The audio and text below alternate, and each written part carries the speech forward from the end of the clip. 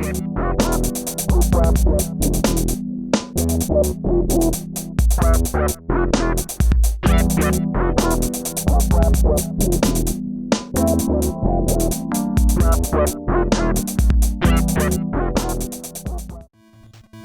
up, guys? This is Desm101. Welcome back for another episode of In Defense Of, where I go ahead and give you my take on a game that's notoriously bad. And today it's going to be the Sega Saturn game, Street Fighter, the movie. Now, you've probably heard a lot about this game and why you shouldn't check it out, but I'm going to give you a different perspective on that, and some reasons why you might actually enjoy it. So, let's get started. A game based on Street Fighter the movie never had a chance. From the poorly received film, the odd change to using digitized fighters, resulting in a game that was not fine-tuned to the high demand for a balanced fighting game. This was a game no one asked for, and it was slammed when it released for being a shameless cash grab. While I think most of the accusations are true, it's not a game that really should exist. There is plenty of other Street Fighter games and clones out there. Because it is a Street Fighter game, it gets knocked pretty hard, but I do think it's not as bad as you might have heard. The 1994 film was a bit of a dud. I remember seeing it in the theater and being pretty let down by the cheesy storyline. There were some cool actors, especially Raul Julia, but the film didn't seem like it even tried to capture the feeling of the game. In 1995, it got an arcade game by Incredible Technologies, who were known for making the gory over-the-top fighter Time Killers, among a handful of other games.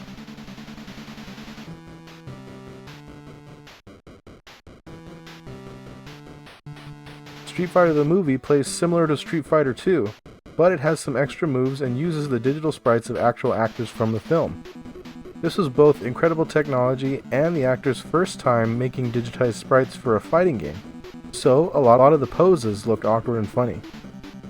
The game did fairly decent upon release in arcades, considering it was a bit of a rush job by a studio who didn't really make polished fighting games to begin with. To put it simply, if you're a casual player, you can probably play a few rounds and maybe get a few laughs out of it, but any seasoned Street Fighter 2 players will quickly scoff at its sloppy mechanics. Capcom decided to develop the home version themselves, taking the sprites directly from the arcade game and modifying the roster, adding DJ and Blanca. They also changed up some of the character poses by modifying the bitmap images to improve them a bit more to make it look like in line with the original poses. They included super moves and EX specials, so it resembled Super Street Fighter 2 Turbo version of the game, and rumors suggest that much of the source code was taken directly from Super Street Fighter 2 Turbo. So this version plays more like a regular Street Fighter game, since it was made by Capcom. It has a few new attacks and specials, and thus has a unique feeling from the rest of the Street Fighter games. On the plus side, the moveset and the abilities that the characters have is pretty good. I think that there are some unique moves that you can do here that work pretty well, like the double fireball, for example. And so I think that adding those onto the scale of good and bad really helps it go into the other direction as far as giving a little bit of a unique version of Street Fighter that's still fun to play with those familiar moves that you're used to. For the home board, they added a mode called Movie Battle, where you can only control Guile, and you choose from two paths between each fight to determine who you fight next. Each fight has no time limit itself, but you have a global timer, giving you only an hour to finish the game.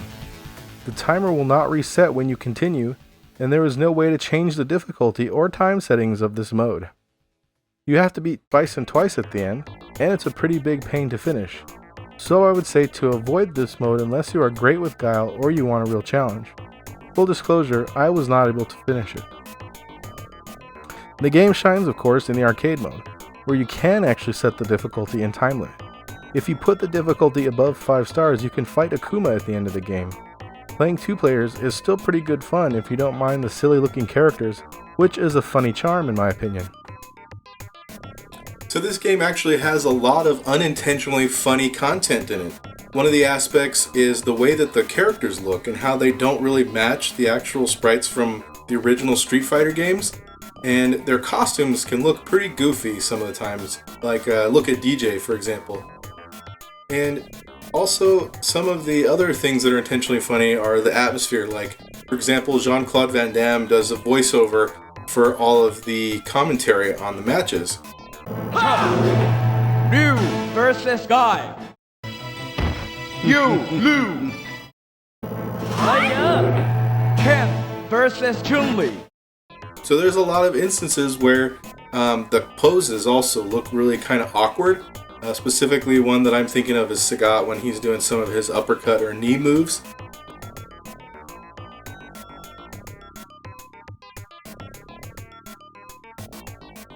So that brings me to my next point, the price. This is a game you can still find on the Saturn for relatively cheap. If you are looking for good deals on building your Saturn collection, there are much worse choices than this game. Let's compare it to another fighter in a similar style, Battle Monsters.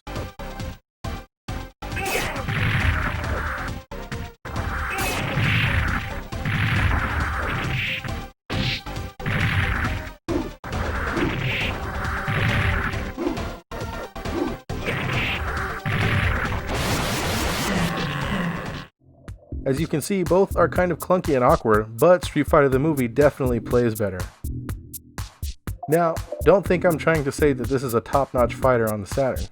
It's just not as bad as some would insist.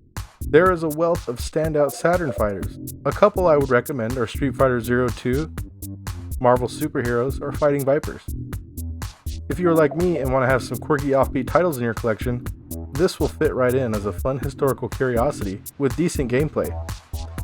And it's at least good for a laugh, as well as a good challenge trying to beat the movie battle mode.